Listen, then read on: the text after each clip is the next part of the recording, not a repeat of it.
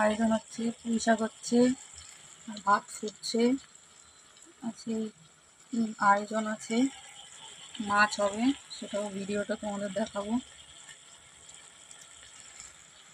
আজকে এই দুটো আয়োজন সকালে, আর মাছ আছে, মাছটাও দেখাবো, পুঁই শাক আর ভাত। এই হচ্ছে সকালে হয়ে গেছে। দেখো মুড়ি মাছ আর এই যে তরকারি বসানো আছে, মাছের ঝোল হবে, মাছের ঝোল আলু পেঁয়াজ দিয়ে মাছের ঝোল হচ্ছে। এই কটা আয়োজন আছে,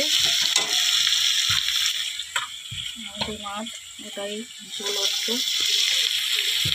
ভাত মাছের ঝোল হয়ে গেছে কমপ্লিট।